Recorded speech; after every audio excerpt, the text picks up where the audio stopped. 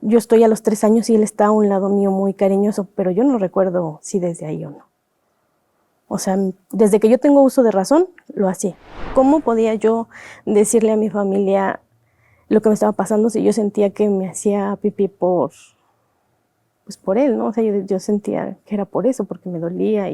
La vergüenza tóxica, que es la vergüenza que siente una víctima de contar que fue una víctima.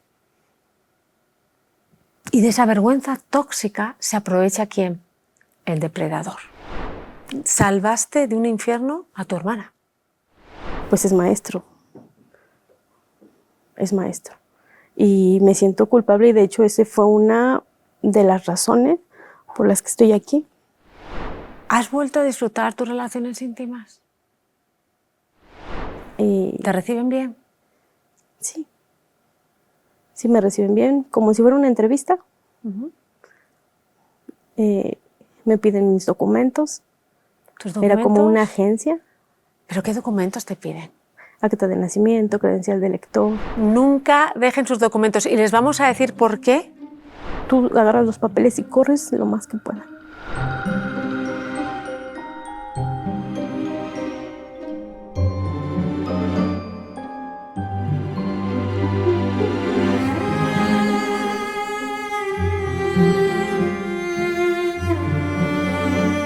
Este programa tiene un objetivo documental y educativo.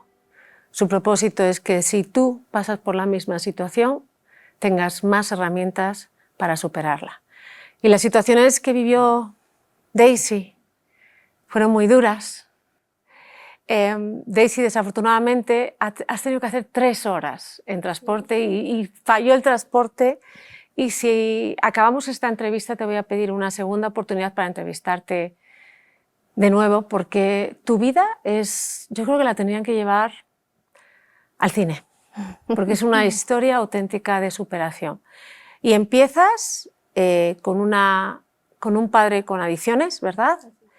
Y con una madre que se tiene que ir de casa todos los días para trabajar, pues porque tu papá pues no podía porque era adicto, ¿no? Y entonces tu mamá te dejaba siempre en la casa de tu abuela paterna, ¿verdad? A veces viajábamos a la casa de mi abuelita y íbamos a su casa y ahí sucedían las cosas cuando sufrí abuso.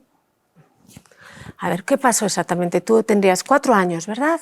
5. 5 años, llegabas a la casa de tu abuelita y tu primo de 18 tenía, Más ¿no? o menos. ¿Qué pasó? Pues todavía es difícil para mí platicarlo. Ya no es como antes, pero antes no soportaba decirlo.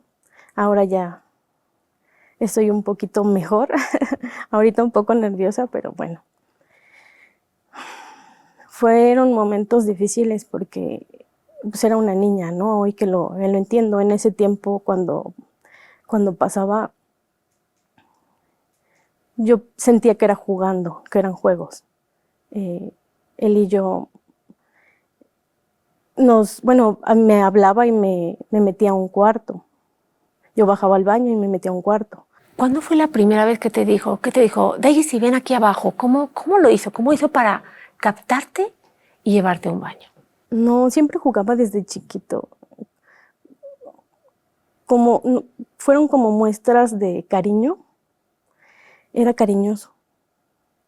Él me daba besos, me abrazaba. Algo que yo no tenía en mi casa. No pasaba por eso. Mi mamá tenía que trabajar y yo no estaba recibiendo ese amor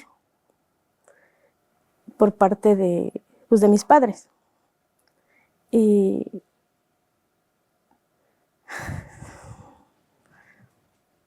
ella,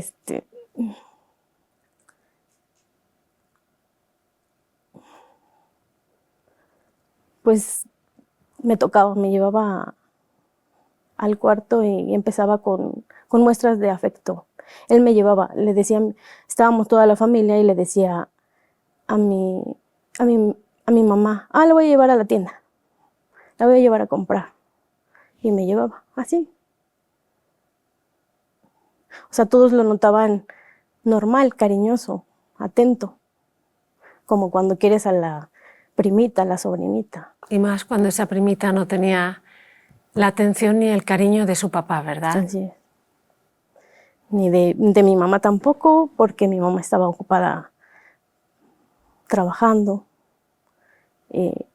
A veces íbamos a la casa de la abuela y nos quedábamos muchos días. Nos quedábamos muchos días y ahí era donde pasaba. Entonces, y tú me dices en cualquier momento, Daisy, si quieres parar. Yo ya conozco la historia y además hablamos largo y tendido tú y yo, Sí. 2 días, pero entiendo que esta situación a veces es un poquito más difícil porque tenemos las cámaras, pero para mí es muy importante que muchas mujeres y hombres que vivieron esto no vean la culpa, no vean el yo me lo busqué o identifiquen esa situación como un abuso. Entonces, él te llamaba después, ya se ganó tu cariño, ¿verdad? Pues de hecho llega el momento en que te sientes culpable. Yo me sentía Culpable. ¿Verdad? Porque al principio, perdón, se ganó tu corazón y tu confianza llevándote a sitios, tratándote bien. ¿Te daba regalos? Cosas de la tienda. Sí. La segunda parte, para que la entendamos, te llama ya para que vayas al cuarto oscuro. Me llevaba él me llevaba. O sea, después de la tienda me llevaba al cuarto y me tocaba. Empezaba a tocarme primero. Primero fue gradual. Y o sea, ¿en qué momento un abrazo pasa a algo más? Pues como yo era muy pequeña, yo no le veía como el lado malo, como que no había alguien que me dijera, esto no se hace, aquí no se toca, así. O sea, mi infancia fue pues estar sola, prácticamente. Entonces, pues cuando pasaban los días, seguía aumentando todo y él pues empezaba a tener conmigo sexo oral o a hacer que yo tuviera sexo oral con él. Lo hizo de una manera gradual, ¿no? Sí. Entonces, él lo que hacía hizo por primera vez sexo oral y tú volvías a tu casa. Sí. ¿Y qué pensabas? ¿Que había alguna manera, lo manifestabas esa incomodidad a tu mamá? No, pero me orinaba siempre. O sea, siempre. ¿Y ya tenías cuántos años? Pues cuando me orinaba, como a los 7 años. O sea, ya tú a los 7 O sea, yo desde que tengo uso de razón, era a los 5. Veo fotografías donde yo estoy a los 3 años y él está a un lado mío muy cariñoso, pero yo no recuerdo si desde ahí o no. O sea, desde que yo tengo uso de razón, lo hacía. Y nadie se daba cuenta que la niña a los 7 años seguía orinándose en la cama. Sí se daban cuenta y se reían de mí. O sea, mi familia decía, ay, se hace pipí, se burlaban en forma de burla. Digo, hoy que lo entiendo, pues sé que si sucede eso de que un niño hace pipí en la noche, pues es algo que no está bien. Hoy lo entiendo, pero mi familia es de bajos recursos y pues no lo entiende. O no lo entendía en ese tiempo. Ahora lo entiendo que sufría el síndrome del Estocolmo y yo permitía que hiciera cosas y yo no decía nada. Cuando pasó, ya que yo estaba más consciente de las cosas, que tenía como 12 años, entonces ahí fue cuando yo ya empezaba a negarme y él me jalaba al cuarto. Y yo le decía no. Y más chica, tenía yo como 6 años, 7, él empezaba como a manipularme ya de otra forma, ya no con cariño, porque ya empezaba a no gustarme. Si él lo hacía, o sea, tocarme, yo no te voy a decir que es que sintiera bien, pero era algo que no era desagradable para mí. Cuando yo tenía 7 años, él empezaba a ponerme en sus hombros y a enseñarme el tambo de agua. Y me decía que si no me iba a aventar. Entonces ahí empezó a a formar en mí el miedo. ¿No había nadie en la casa Todos. que se oliera esa situación? No, yo creo que no. No. No sé, ya cuando estábamos grandes ya salieron muchas que les había hecho lo mismo de la familia. Entonces, a los 12 años tú eres consciente de lo que te está pasando. Sí. ¿Y cómo eres consciente? ¿De qué te das cuenta? ¿Cómo lo ves? ¿Cómo lo averiguas? Pues empiezo en la escuela a decirme que esas cosas no estaban bien. Ahí es cuando empecé a ver que esto no estaba bien. ¿Y las compañeritas se lo dijiste a alguien? No, a nadie, nunca. No, nunca lo dije. Nunca lo decías. ¿En qué momento él ya se va a tener bueno, es que no es una violación? ¿En qué momento te viola? A los 11, ¿A los 11? 11, 12, o sea, todo ese tiempo. Todo ese tiempo, 11 años, 12 años, él lo hacía. Ya era cuando ya me daba miedo. Yo ya sentía miedo. Tengo que ir en detalle contigo y tú me tienes que decir si quieres parar, ¿ok? Y yo lo voy a hacer respetuosamente, ya has hablado, pero quiero asegurarme que tú estás bien. Es que si para una mujer adulta su primera vez es difícil. Yo digo que él ya me tocaba, ya todos los años me tocaba cada vez más y entonces sí fue doloroso, pero no fue como que él era muy cuidadoso, o sea, era todo hacía con cuidado, todo lo iba haciendo poco a poco. Hoy no me penetraba completa, empezaba una vez y solo me rozaba y después otra vez me empezaba a penetrar y así iba pasando. Y el día que lo hizo, sí, fue muy doloroso, pero ya estaba acostumbrada como... Ya estabas acostumbrada al dolor. Sí, porque yo digo que cuando lo hacen una vez y así duele más o es peor. Y yo, pues como ya tenía tantos años viviendo esto. ¿Y cómo eras tú cuando llegabas a casa? ¿Cómo cambió tu carácter? Reprimida, insegura, siempre. Hoy en día trabajo en mi seguridad porque sí, es algo que yo creo que es en lo que más te pega. ¿Por qué? Pues te sientes poca cosa, igual y sin sentir ese apoyo. ¿Cómo podía yo decirle a mi familia lo que me estaba pasando si yo sentía que me hacía pipí pues por él, ¿no? O sea, yo sentía que era por eso, porque me dolía y no sé qué pasaba ahí. Y se burlaban, entonces, pues ¿cómo tendría confianza de contar algo? Hay una situación que se da en aquellas personas que fueron abusados desde niño que se sienten culpables. ¿Por qué?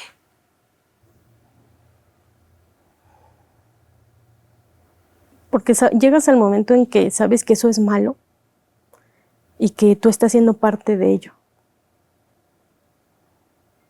Entonces, en vez de sentirte víctima, te sientes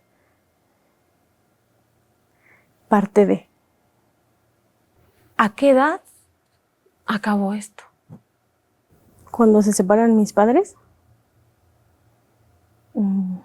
para mí fue muy malo que se hayan separado, pero también fue bueno, porque nos fuimos a la casa de mi abuelita y entonces ahí ya se medio terminaba porque cuando íbamos de visita volvía a pasar.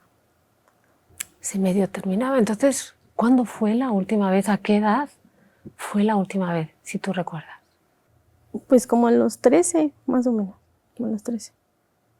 Sí, pero ya no era como antes, que era muy seguido. que era todos los fines de semana, viernes, sábado, domingo.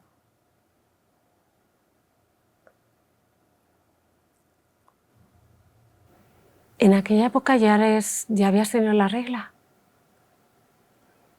Como a los 12, Y seguía. sí. Pero ya eran las últimas veces, ya no.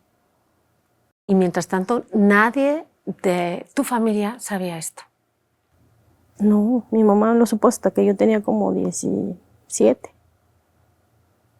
Entonces tú te quedas en silencio, no se lo cuentas a nadie y obviamente nadie te da cariño o no te sientes querida Así es.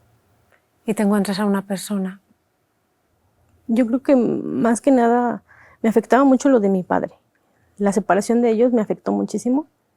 Y cuando yo, pues la falta de cariño, como dices, y la necesidad, lo que estaban pasando mis padres, mi mamá en ese momento estaba con otra pareja. Y lo que estaban pasando, yo no quería como un padrastro, yo quería mucho a mi padre. De hecho, pues te conté que tenía como cosas desgarradoras con él, como verlo drogarse, llegar a verlo así. Y para mí fue lo peor. Mi mamá decide terminar con él porque se burlaban en la primaria de mí. Se burlaban de que yo tenía un papá adicto y lo veían en las calles. Entonces todo esto fue lo que me hizo quererme ir. Igual también culpaba a mi mamá porque había dejado a mi papá, no sé. Quizá yo quería en ese tiempo pues una familia feliz, formal, no sé, en ese tiempo. ¿Y te encuentras con quién? Pues otra vez con una persona mayor, y me pide ser su novia y ¿Cuántos años mayor? él ya iba a cumplir los 18. 18 y tú? Yo 14. 14. Y me embaracé. A los 14 años. Me embaracé de él y no se quiso ser responsable. Y encontré a otra persona y él pues fue bondadoso porque me dijo que él se casaba conmigo. ¿A los 14 años se casó contigo? No, no nos casamos, vivimos juntos. ¿Y tu mamá qué pensaba de todo esto? No quería porque él era más mayor todavía. Él tenía 22. 22 años. Ajá, y me decía que era muy grande para mí. Cuando tú te quedas embarazada, ¿qué dice tu mamá? ¿Te apoya? Sí. Mi mamá es muy permisiva y siempre fue así como dejarme hacer muchas cosas. Quizá porque ella la reprimieron mucho. Conmigo ella quiso hacer lo contrario. Y pues sucedió esto. Tienes una bebé, ¿verdad? Tengo 3 hijos. Sí. Tengo una de 22. ¿La primera que La tienes? primera que tengo. Y este hombre es buen hombre al principio. Era buen padre. Buen padre. Era de muy mal genio. ¿Sabía él lo que te había pasado? Yo se lo conté después, pero él cuando estábamos molestos lo utilizaba. Lo utilizaba. Sí. ¿Pero cómo va a utilizar eso? ¿Qué te decía?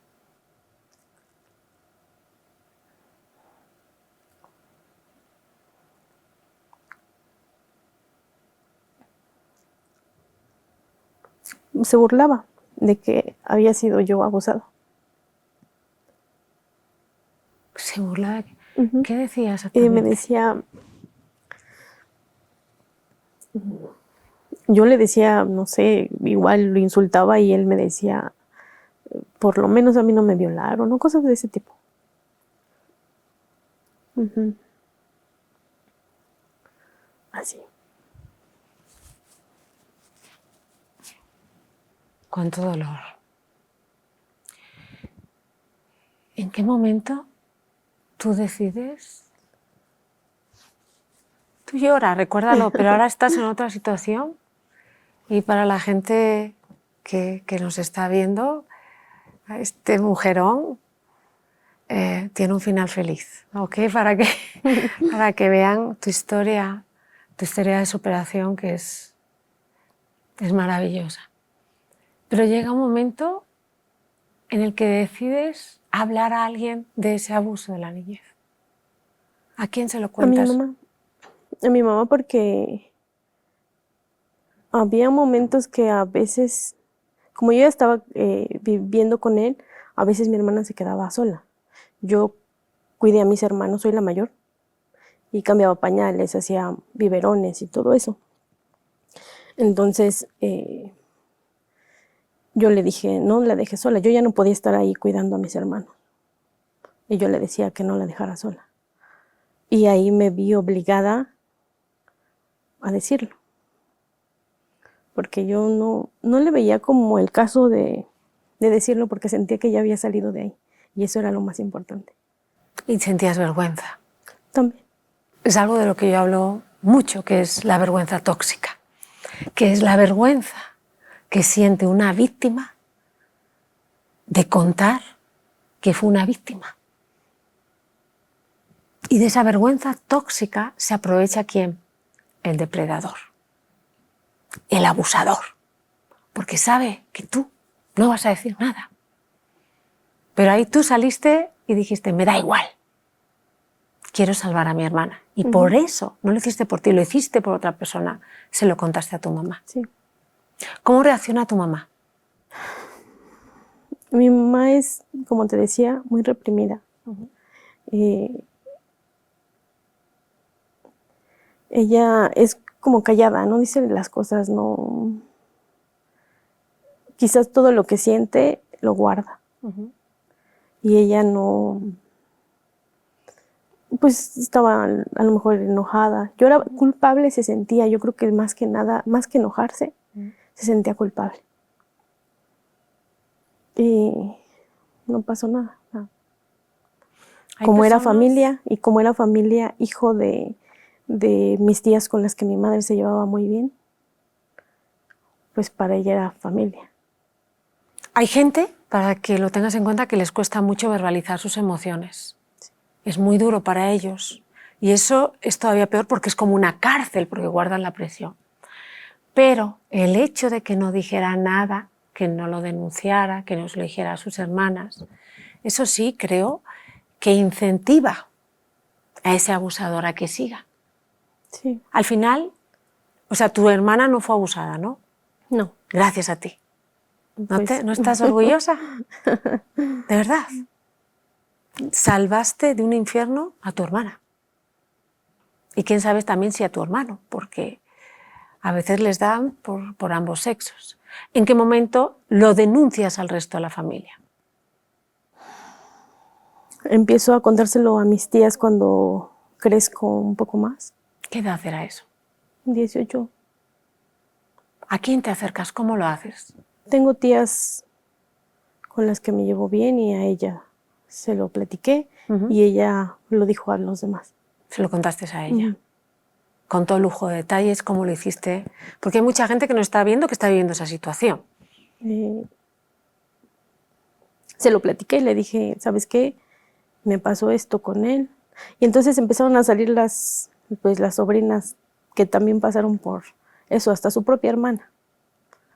Wow. O sea, eso abrió una caja de Pandora. Así es. ¿Cuántas personas fueron abusadas por este?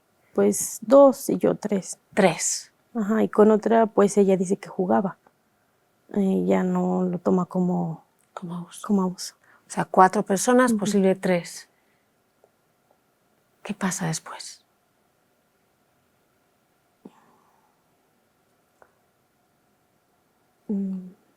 ¿Lo denunciáis? No, yo quería saber por qué. Yo tenía esa incertidumbre de decir, ¿cómo puedes hacer eso con una persona tan pequeña? Yo me imaginaba, decía, ¿cómo alguien puede atreverse? Y yo quería saber qué pasaba y una vez fui, le dije a mi mamá, vamos, mi tía estuvo muy mal, su mamá. En ese tiempo él pasó por una situación igual, él es maestro. Estuvo en la cárcel un año. O sea, él en la escuela abusó de un niño y le metieron en la cárcel. No sé si en la escuela, la verdad. O en otro sitio. Pero sí era una chica, o sea, sí era una persona menor. No sé si fue ahí, dónde fue, no sé. Pero ella sí lo acusó, ¿verdad? Sí. Lo acusó y pues ahora se destaparon más pues las cosas y estuvo creo que un tiempo en la cárcel. ¿Un año? Sí. Tiene... ¿Tú no lo denunciaste? No. No, ni tus primas. No. No. Tiene un papá que es abogado y lo sacaron. Parece que dieron dinero y lo sacaron. ¿Me estás diciendo que esa persona ahora está libre? Sí. Sí, después platiqué con él, después de ahí, y él me dijo que lo perdonara. Se hincó y me dijo, perdóname. Ya lo pagué en la cárcel. Igual me violaron. De hecho, quiso escudarse y me dijo que mi papá había abusado de él. Primero me dijo que su papá, y después que el mío. Así. ¿Lo perdonaste?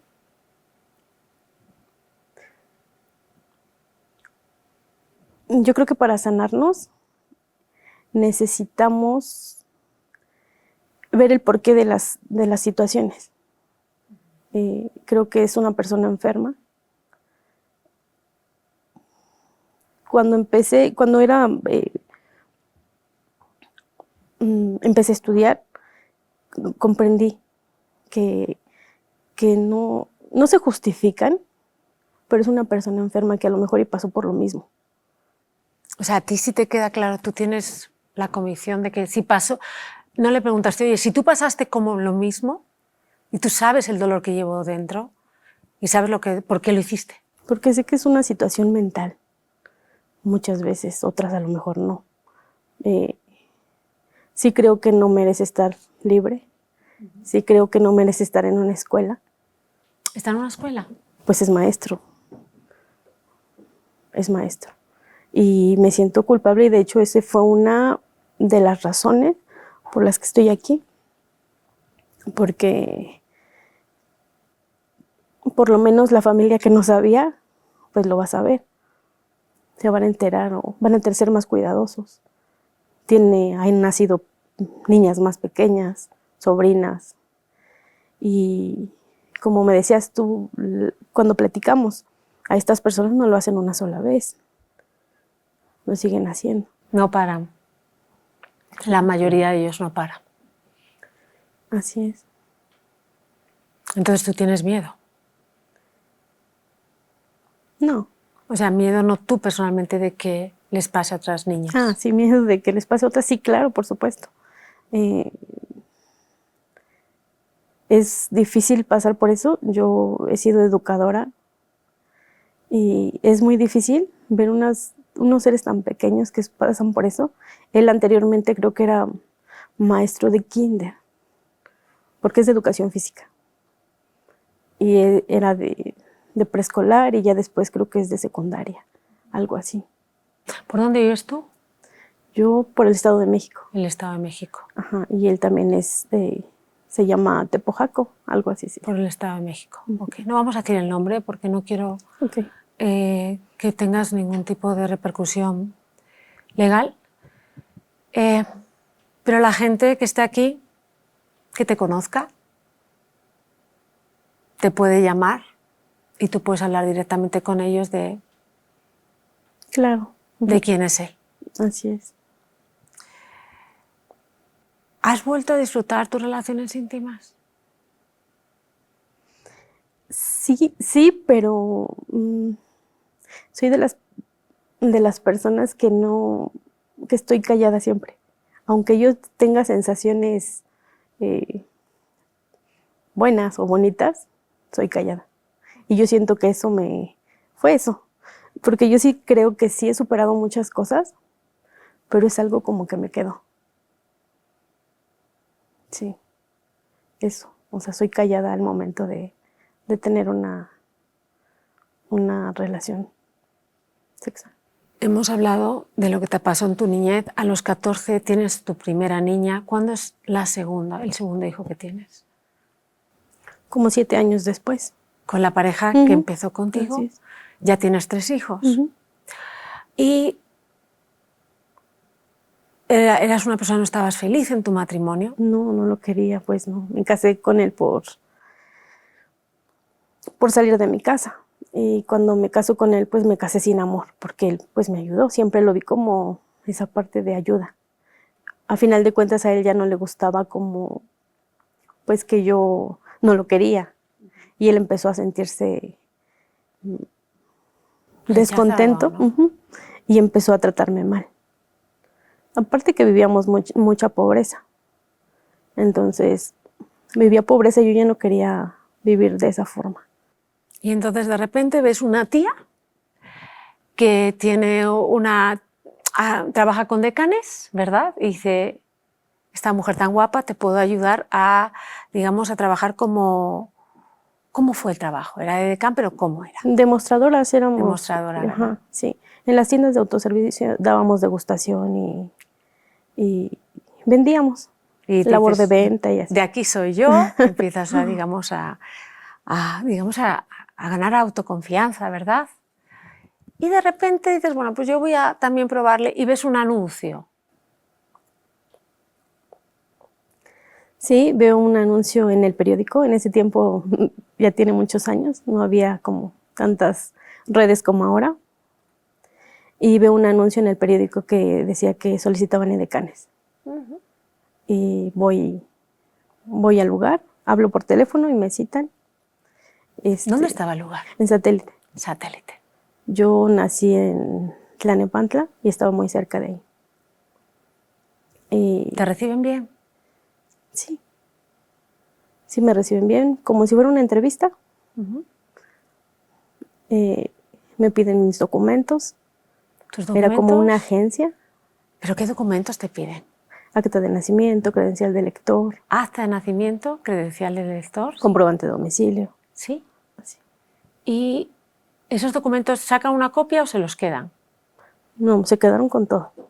Me pidieron original y copia y se quedaron con todo. Ojo, aquí tenemos un aviso muy importante para la gente, que es que nunca... Sí, nunca dejen sus documentos. Nunca dejen sus documentos. Y les vamos a decir por qué. Porque en esta situación que tú caíste, hay mujeres actualmente que están viviendo una situación horrorosa. Pero vamos a seguir a la historia. Entonces les das tus documentos y ¿qué pasa?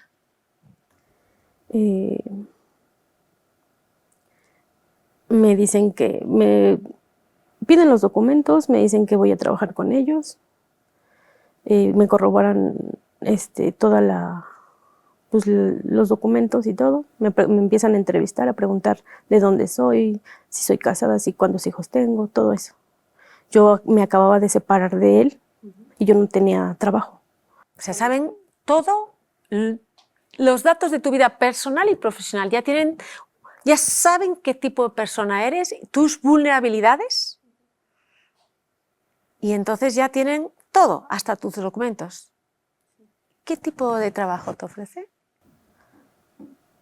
De dama de compañía, me lo dicen así, aquí vas a ser dama de compañía, vas a acompañar a las personas y te vamos a pagar. Yo le dije, es que yo busco trabajo de edecán. Y me dicen, pues vas a ser edecán. Solo vas a acompañar a las personas. Okay. O sea, nada, en ningún momento incluía ninguna relación íntima. No. Okay.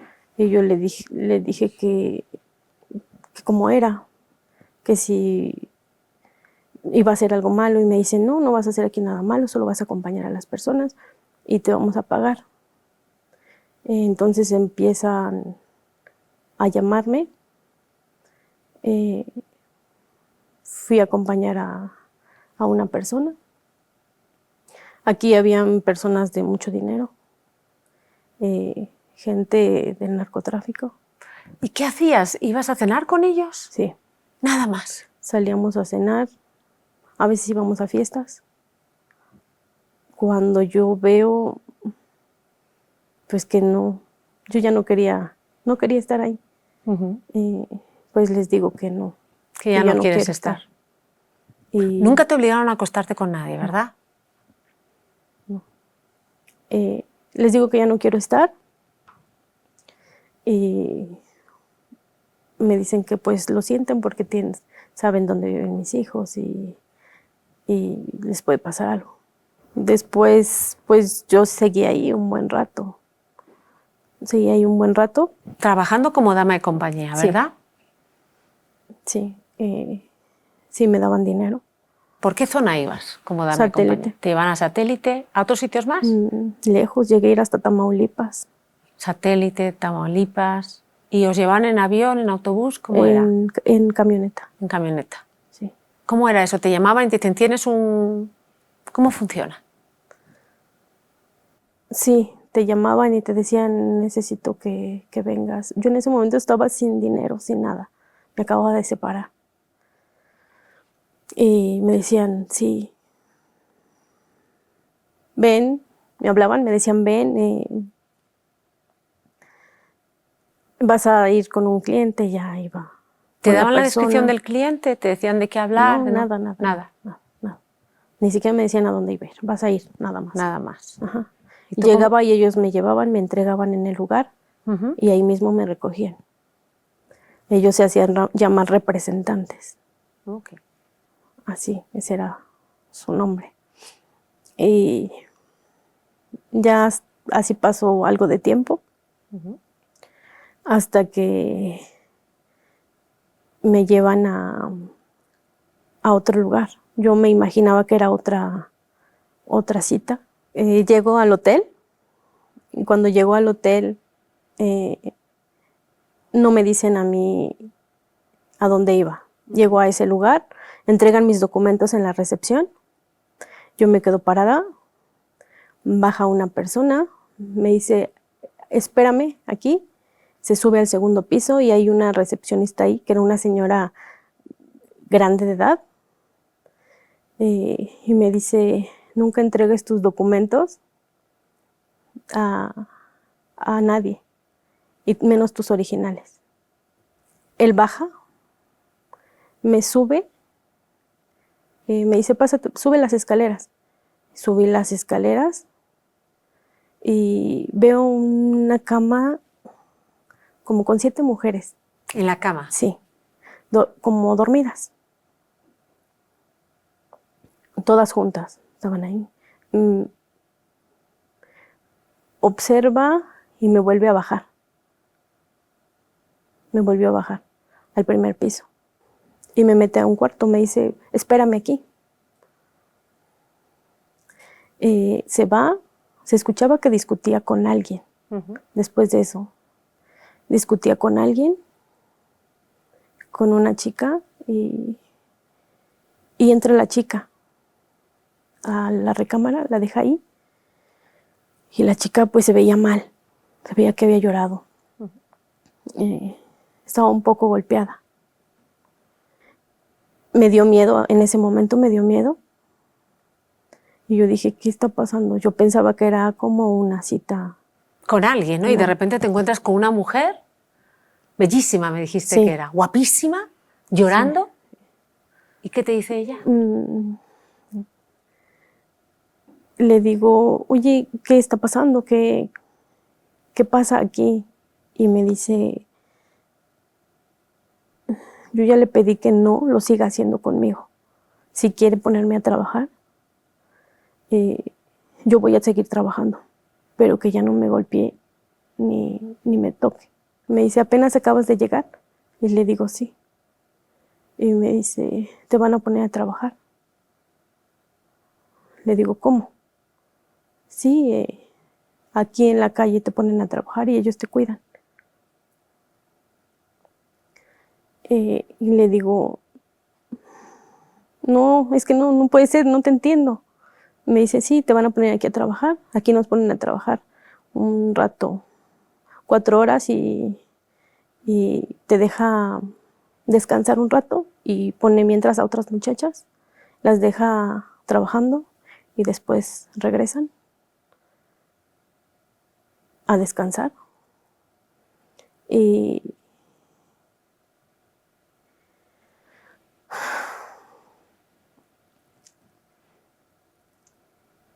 yo ahí sentí mucho miedo, mucho miedo. Ella me dice, necesito que me ayudes. Necesito que me ayudes. Yo ya avisé, yo ya hablé con él y ya le dije que ya no quiero nada. Necesito que me ayudes. ¿Pero cómo? Me dice, vamos a escaparnos. Yo digo que la recepcionista no era tan mala porque salía y entraba. Recuerdo que era como por las calles de la Merced. La Merced, o sea, aquí al ladito. Sí. Estaba como la calle así y el hotel así. Y nosotros estábamos así y todas las trabajadoras eran acá y nosotras corrimos de este lado porque nos escapamos. Ella me dice, ayúdame. Yo ya hablé por teléfono para que me esperen, pero no quieren venir por mí. Solo necesito sacar mis documentos. Los documentos eran vitales, ¿verdad? Sí. Y me dice, ahí en la recepción,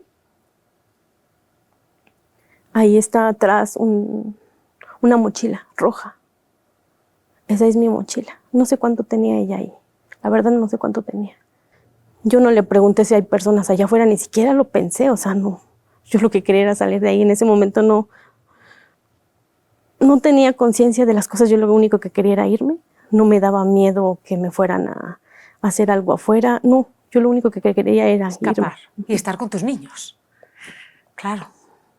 Y me dice, tú saca los papeles y yo aquí Vigilo. Y cuando ella se pone enfrente a vigilar las escaleras porque él podía bajar. No había otro hombre, no había nadie adentro del hotel. Nadie más. Y fui a la recepción, agarré mis documentos primero y después su mochila. Y salimos corriendo. Nos fuimos al metro. No recuerdo cuál era el metro más cercano, la verdad, pero salimos al metro. Ella me dijo, cuando tú agarras los papeles y corres lo más que puedas. Yo creo que ya sabía cómo estaba más o menos cómo se podía escapar, movimiento. ¿no?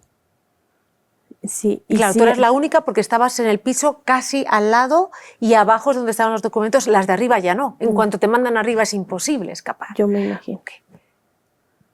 Y entonces... ¿Cómo se llamaba ella? ¿Qué sabes de ella? Jessica se llamaba. Jessica. Sí, y vivía en San Ángel, ella me platicó que vivía en San Ángel. Sí. ¿Nunca te dijo cómo acabó ahí? También era edecán. Era edecán, o sea, la captaron como edecán. Sí, era de buena familia. ¿Su familia sabía dónde estaba? No. ¿Su familia no? No. Okay. No, ella le marcó a él, le dijo, sabes que estoy aquí, no digas nada porque me pueden matar. Ven por mí. Y él le dijo, yo no puedo ir ahí. No puedo ir. Yo te espero en tal lado si tú me avisas. No sé si ella ya lo había planeado, no sé. Yo creo que se ponen los chicos que cuidan, se ponen enfrente en la calle así, con radios. Pero de este lado no había nadie cuidando. Ok, si estabas en la calle te tenían vigilada para que no salieras corriendo, pero en el hotel no. No. Sí, porque no había más hombres, no había. Solo la recepcionista y él, no sé si en otros cuartos había alguien más. Yo no entré a ningún cuarto, yo subí, estaba la puerta abierta. Y ya está. Estaban las chicas. Yo le dije, ¿pero por qué no se escapan las otras? Y me dijo, ellas piensan que son su marido. Son mujeres de provincia y las enamoran y las traen. Y entonces yo no entendía cómo era eso de sus maridos y la verdad hasta este momento no lo comprendo. Pero sí nos pudimos escapar. ¿Escapan? ¿Entran en la boca del metro? ¿Salen de la boca del metro? ¿Quién está? Esta persona que ella llamó. Sí. Esa persona. Me lo presenta, me dice, te presento un amigo, traía su carro y nos lleva. Me dice, ¿de dónde eres? Le digo, soy del Estado de México, le digo el lugar. y me dice, yo tengo una casa por ahí cerca, las voy a llevar. Ahí nos da de comer, me acuerdo que tenían teléfonos intervenidos. No sé qué era, la verdad, en O realidad. sea, no podías hablar con nadie. No. ¿Y cómo sabías de tus hijos?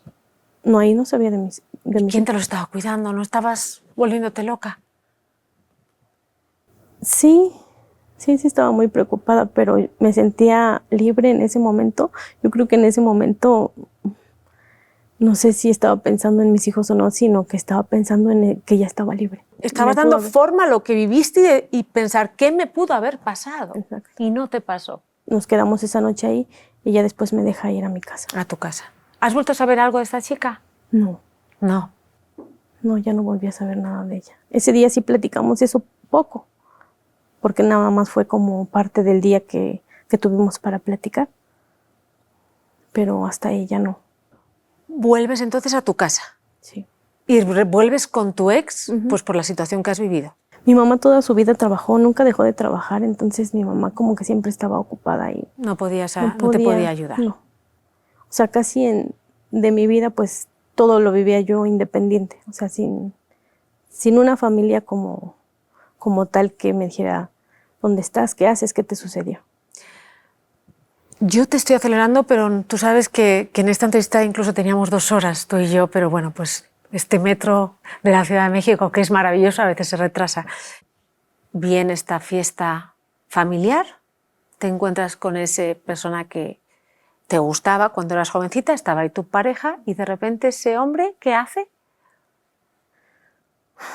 Mi mamá se va al baño y mi pareja se va a tomar, estaba tomando a un lado. Estaba tomando por ahí y él me ve, no tenía de frente, me observa y me dice, ven, quiero hablar contigo. Y le dije, no, porque ahí están, ¿qué quieres? Me dice, camínale. Y le digo, no, es que ahí están. Y entonces con su brazo me toca la espalda y me da un empujón. Me dice, camínale. Su carro estaba muy cerquita. Y me dice, súbete al carro. Me subo al carro y empieza a manejar muy fuerte, muy rápido, perdón. Recuerdo que todos los carros lo esquivaban, porque iba muy rápido. Todos los carros lo esquivaban y yo no sabía qué hacer. Llega a una avenida grande y yo le hablaba y le decía, párate por favor, vamos a platicar, ¿no? ¿Qué querías hablar? ¿A dónde me llevas? Y no me decía nada. No decía ni una sola palabra. Y entonces choca. Intento yo levantar mi brazo a jalar cuando yo vi que iba muy rápido y que no paraba. Quiero agarrar el cinturón para ponérmelo. Y en ese momento que estaba intentando yo ponerme el cinturón, choca. Choca y pues a él no le pasa nada. ¿Pero a ti? Y a mí sí me afectó la mano.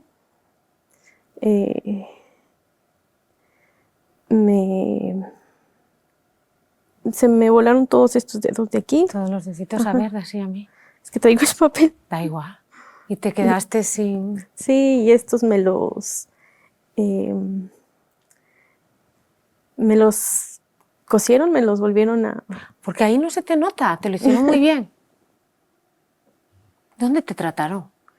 En el seguro. En el seguro, la gente habla del seguro, pero hay especialistas y hospitales muy buenos. Te arreglaron la mano, pero aún así...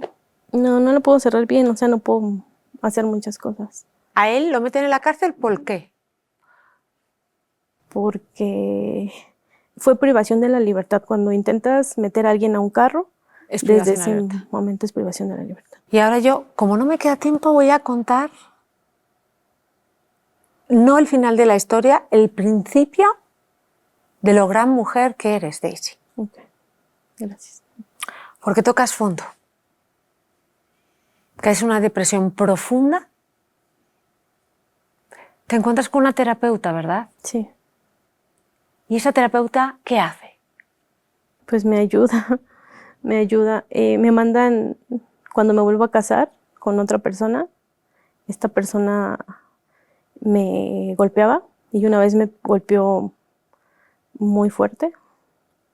Me manda al hospital y fui a poner una denuncia en un lugar, es el edificio Rosa, en el Estado de México, y ahí me dan una terapia gratuita con una psicóloga, y ahí pues empiezan a cambiar las cosas. Ahí cambia, y ahí Claro. sale la Daisy, Sí. que conocemos ahora, que es un auténtico ejemplo. Sí, ahí ¿A raíz de la terapia fue? ¿O cómo fue? Sí. ¿Cómo de repente saliste de todo esto? Porque yo siempre tenía ganas de estudiar y nunca había podido. Y cuando empiezo a estar con ella, empiezo a platicar con ella, pues ella me dice, tienes que buscar algo que te guste, algo que te gustaría, debe de haber algo que alguna vez hubieras querido ser. Y yo empiezo a estudiar. Ella, recuerdo que me dijo, te voy a recomendar un libro. Empecé a leer, a estudiar, a salir adelante. Primero que nada, yo creo que fue cuestión de, no de perdonar, pero de entender. De entender por qué me habían sucedido las cosas. ¿Por qué te habían sucedido las cosas? Pues no fue mi culpa, yo me sentía culpable. Tenía que entender que no era mi culpa. Y yo creo que cuando somos pequeños no decidimos lo que nos sucede, no somos responsables, pero de adultos somos responsables de lo que nos pasa después de. Entonces yo tenía que hacerme responsable de mí. No podía seguir ocupando el papel de víctima. Y entonces es cuando decido salir, comenzar a estudiar. Ya había estudiado una carrera de asistente educativo, pero no tenía más. Esa es una carrera muy corta. Después estudio la preparatoria con comunicación y después de ahí estudio pedagogía. Y hace 6 meses apenas hice una certificación de conferencista internacional y apenas estoy empezando, me estoy reconstruyendo. Me falta mucho, pero estoy en proceso. Qué valiente eres, Daisy. Te admiro como mujer, te admiro por tu valentía, te admiro por llamarme, por escribirme. Y eres una mujer que vas a inspirar a tanta gente, a tantas mujeres, a que a pesar de, nadie va a frenarlas, nadie. Te queda más de la mitad de tu vida. Esta segunda parte te va a hacer que el para qué te pasó en la primera te haga ser una mujer mucho más plena y sobre todo ayudar a muchísima gente. No dudo que vas a ser una gran conferencista, lo eres ya. Voy a dejar tus datos. ¿Qué te puedo decir? Que acabaste buscando que cada persona que te daba cariño por esa falta de cariño de la infancia, te entregabas ciegamente por un poquito de atención que te diera. Sé que has perdonado a tu madre, porque ya la entiendes. Sí. Y sobre todo sé que de verdad vas a marcar una gran diferencia en otros seres humanos. Muchísimas gracias, Daisy. Gracias de verdad. a ti.